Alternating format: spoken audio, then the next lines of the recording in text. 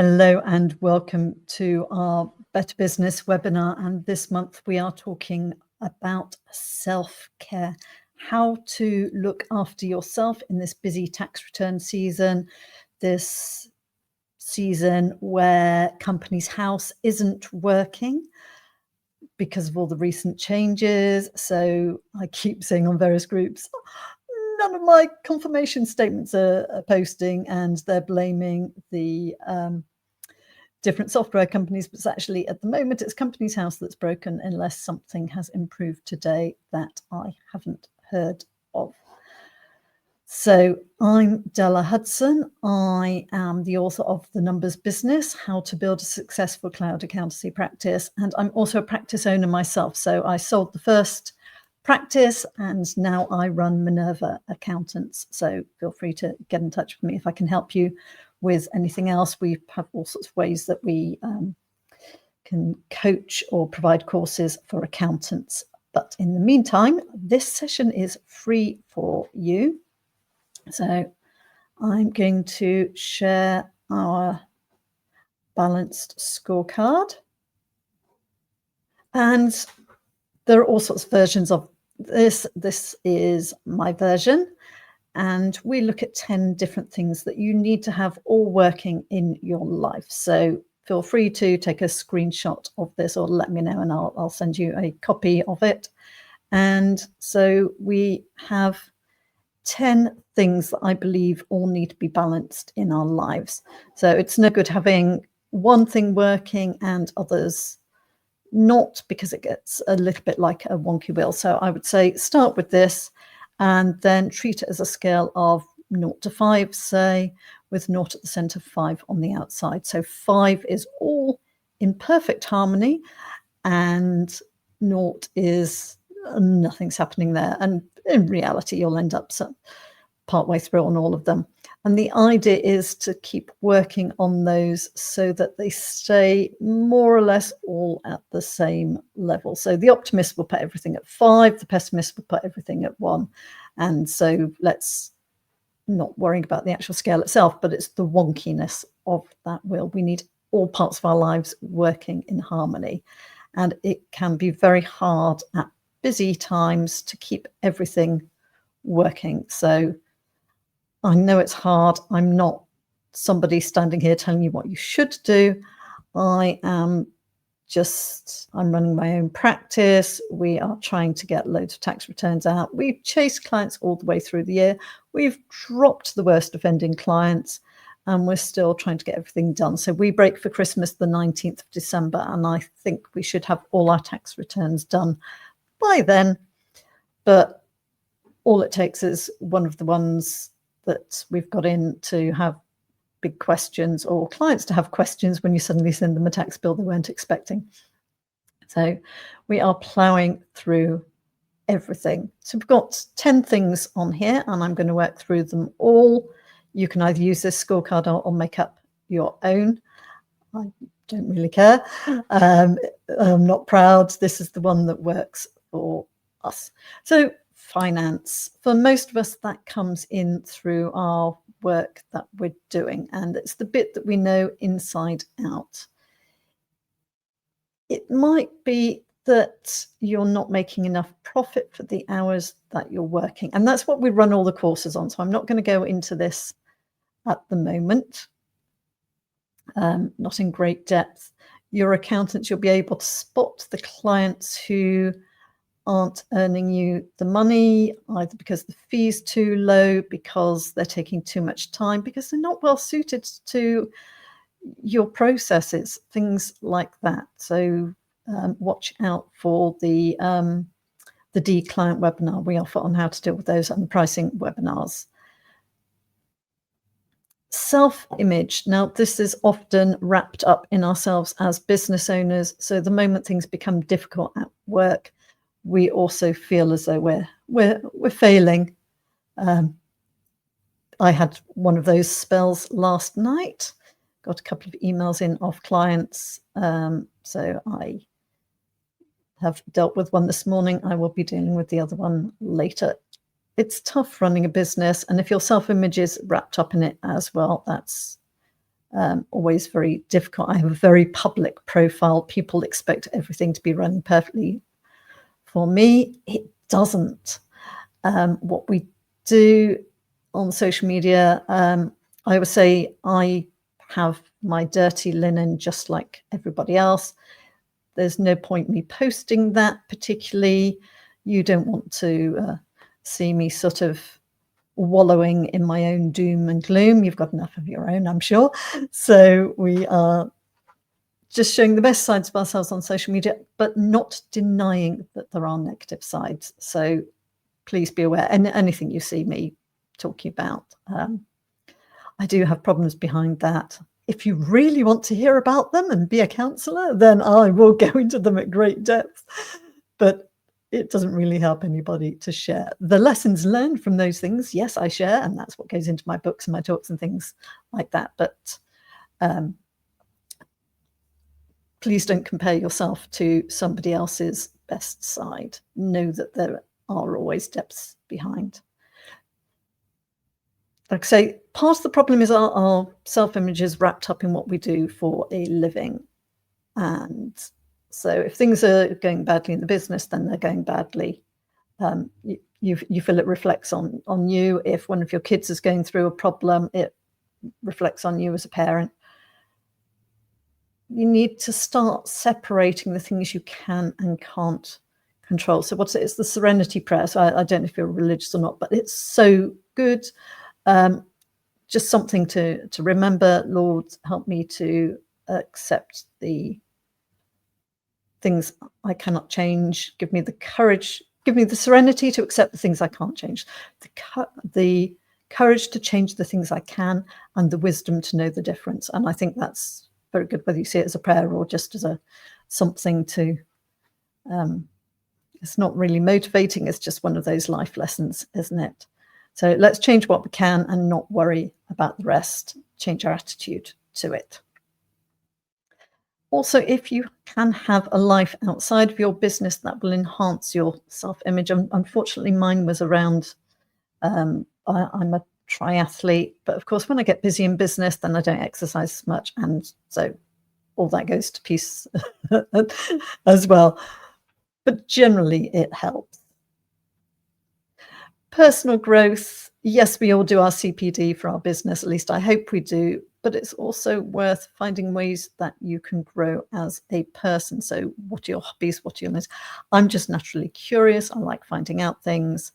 I like to do things to improve myself. Languages is one of my things that I don't use directly in my business, or very rarely. I have in the past when I've worked for multinational companies, back when I worked in industry, but generally it's something I do as a hobby now. So that learning of languages, and even when I'm not learning, I end up sort of watching films, reading books in those languages just to keep it all going. So what's your thing? I mentioned my triathlon. Yes, that's sport and recreation and health, but it's also part of my personal growth is just improving myself all the time physically as well. And I'm skipping ahead to some of the other bits, but when time is limited, what I try to do is find ways to make it work. So instead of going for a run, I might do something on my treadmill where I can be reading stuff at the same time, multitasking. It's far from ideal, believe me. I've also found some on YouTube, some nice 10-minute dumbbell routines for upper body and for abs and things like that. So 10 minutes, surely you can find 10 minutes. And sorry, the idea of walking on the treadmill rather than running is I don't break into a sweat. So it gives me a low level exercise. It means I don't need to wear special clothes. I usually put my walking shoes on just because I have a problem with my feet. So doesn't matter what I wear, I don't break into a sweat, so I don't need to shower afterwards. And I can be doing something else while I'm there. Like, you can hardly read your emails or watch a CPD video or something while you are running the streets. So it's looking for ways to adapt when time is tight. So personal growth, that's learning something else. How do you grow? How do you become a better person or a more informed person, independently of the stuff that you need to know for work? Spirituality, you may or may not be spiritual, in which case consider it as sort of giving back your charitable work, whatever it is, helping others.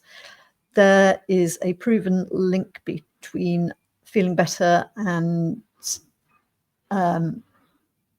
giving to others. So look for some volunteering, look for making financial donations, whatever it is that you do. So I used to coach athletics. Now I am on, I volunteer for the Institute of Chartered Accountants in two roles. One is my role on council, representing the West of England, and the other one is that I'm on the board of the West of England network and currently chair. So two roles where I give back. But previously I've managed to do things that weren't associated with my business life, coaching outdoors. You just stand with the stopwatch going, run faster, run faster. No, it's not that. That's going back to the personal growth. I did all sorts of coaching qualifications and making sure that I kept informed and all the latest ideas on that. Work, we spend far too much time on our work. It's making sure you have a decent work-life balance, which at this time of year is very hard. So I would say make sure that your workplace is as friendly as possible. We all work remotely, which is great because you can create the ideal workplace for you. The thing we need to watch out for is that we still have social connections. So we have our stand-ups in the morning just to touch base, both as people and to manage the workload.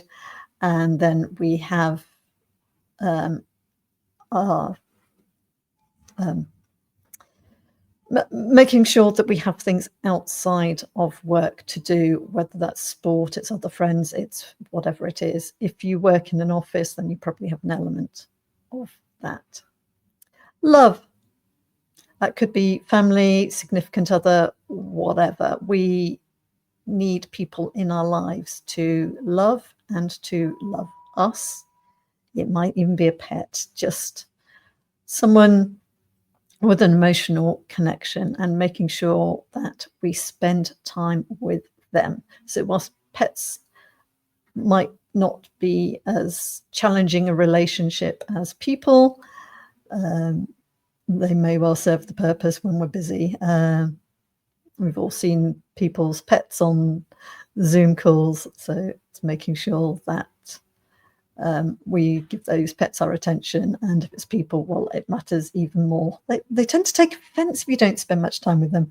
So it's making sure everybody around you is aware of any limitations that during December, January, when you're preoccupied with other things. So you sort of need to bank your credit beforehand, and then spend extra time in February, March with your people. Home environment, which for us is work environment. If you're the homemaker, you have much more control over this than others, but it's creating the environment that works for you. So I like space and light. I find that restful.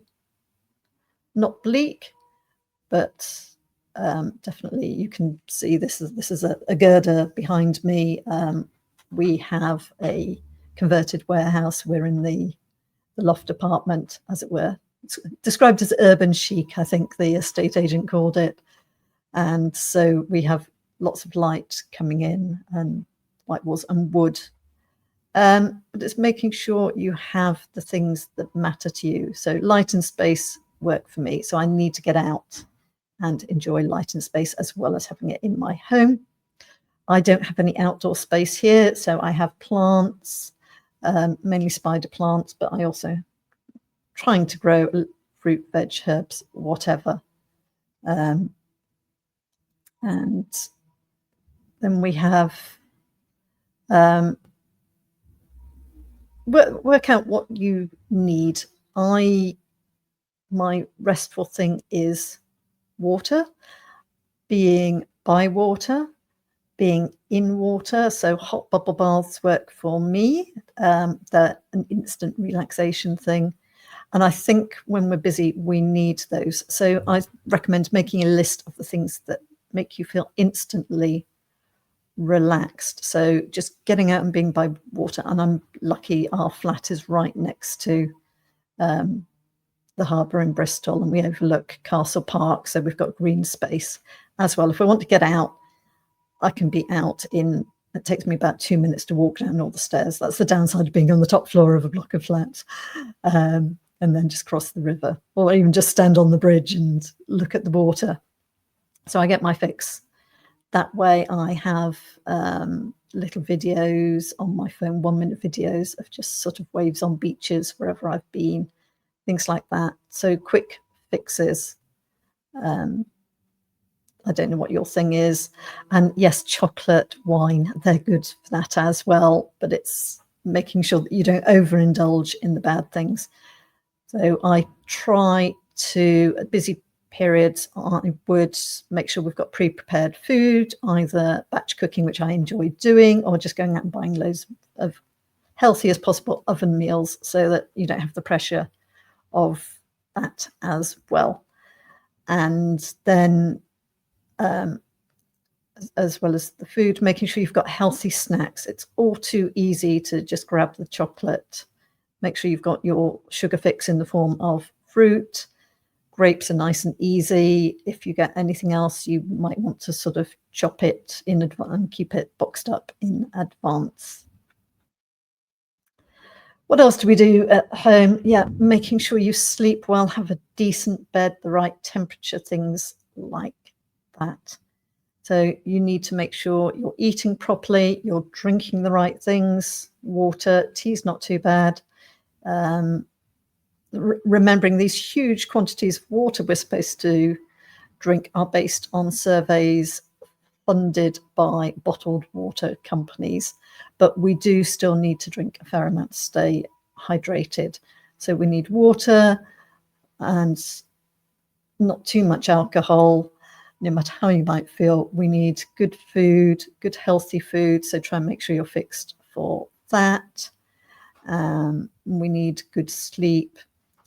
You might want to take vitamin pills through busy seasons. You might want to take vitamin D through the winter where you're not getting as much natural light, but do try and get outside. Just, I'd say a nice half-hour walk each day, but even if it's only 10 minutes, and just relax and enjoy that. Recreation. What do you do for fun? We need some time. I read. I enjoy cooking, which sort of overlaps with that food thing. That's why I batch cook in advance of busy periods. So, and I also like entertaining people. So Christmas is right up my street, and that's why my work has to fit around all my Christmas entertainment, because I love cooking. I love my family around my table, my friends around my table, feeding them. It's one of my love languages is cooking for people. So if I offer to cook for you, or even just meet you for dinner, it's probably because I like you. So doing what we do, I crochet a bit. So yeah, cooking, eating, crocheting, pottering with my plants. And of course the sport and fitness fits into there as well, because once I actually start doing, I do enjoy it, and it gives me a break away from work. Family and friends, making sure that we make time for them. I've sort of covered that when I talked about love. Make sure we make time for them. So it's a busy time. We'll hopefully see lots of people over Christmas. And that's the thing. If you find Christmas challenging, then you might want to try and do a little bit less. Find some downtime in the day. So I love hosting Christmas. I used to host Christmas for 19 of us, but I would often just find an hour or so each day just to spend by myself, sometimes under the pretext of work, but really I'm an introvert. I just need downtime to recover from all the peopling. I love people, but they exhaust me. So I need my downtime to recover. Health, it's all part of that balance. I've talked about the eating, sleeping, drinking, exercising properly.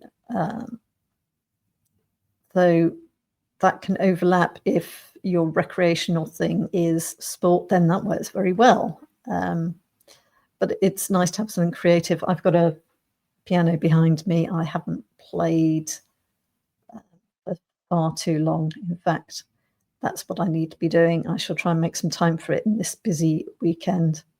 And that's the thing, that's December is not just tax return season and those December company deadlines, it's also social season. So make sure you spend time on you. If you look after yourself, you will be in a much better state to help your clients, a much better state to support your team. And a lot of this, I would say, please roll it out, encourage your team to do the same, keep an eye on them.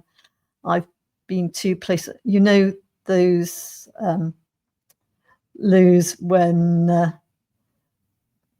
I've got some fellow introverts here. You know when you come out of the loo and you have to press the sad face, the smiley face to say the experience you've had. I've seen that in various office surveys. So it might be that when people come in or go out, they move their name to the appropriate smiley face, or it might be an online survey or something, or it might be something that you do informally, but keep an eye on your team as well. So lots of things to think about. So balance your finances, most of which comes out of your business. We cover that that's mainly what my webinars are about. Self-image, make sure that you've got something above and beyond your work so that it's not just tied to that, and also be aware of the comparison thing. Compare yourself very lightly with other people. We all aspire to be like people we see as better than us, but usually they're better than us in this, but we better than them. So without sort of trying not to be too judgmental, let's surround ourselves with good people, but also realize that they do have a downside as well, and don't compare our bad day with their good days. Personal growth, make sure you're doing something above and beyond your business. Please, I absolutely love what I do for a living, and I only have nice clients. So although having said that, yeah, my blip last night might mean I'm getting rid of a client. But yeah, making sure that you have something beyond your work that you enjoy, so that you do take time off. Otherwise, you just end up burnt out. No matter how much you enjoy your work, you will end up burnt out. Spirituality, giving back in some way, helps us to help others, but it also helps us in turn. Working, it's that work-life balance, which again is covered in all the other webinars I do, which is why this one is about you. It's not about your business.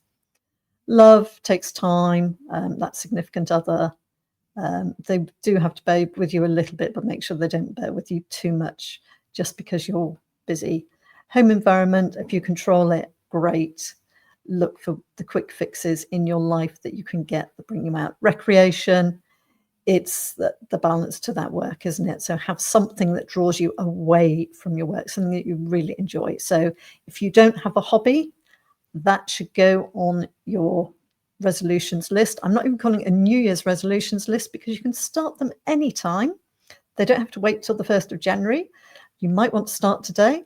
You might get halfway into February before realizing, so start your resolutions halfway through February. Do whatever, just sit down and work out how you're going to improve all of these over the next few months. And we use a 90-day planning cycle, because that really works for me. Family and friends, very much like the love, but they are often more dependent on you if you've got kids. Health, please do look after your health. That's your mental and your physical well-being. Don't let them slip too much.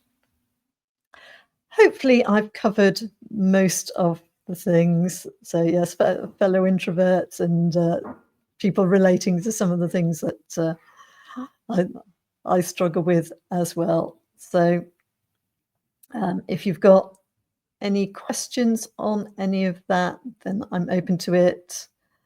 Let's see, we've got the Minerva Accountants website going through. You can contact me through Minerva Accountants. We also have hudsonbusiness.co.uk is the one for accountants and bookkeepers. So hello@hudsonbusiness.co.uk. But I'm on most social media as Della Hudson FCA, and it's probably a little bit early, but I'm going to wish you a wonderful Christmas, and do make sure that you get a break through that. Unless you're Louise Harrington, in which case you will get your break in February and burn yourself out. So some people just accept they will be busy and compensate for it.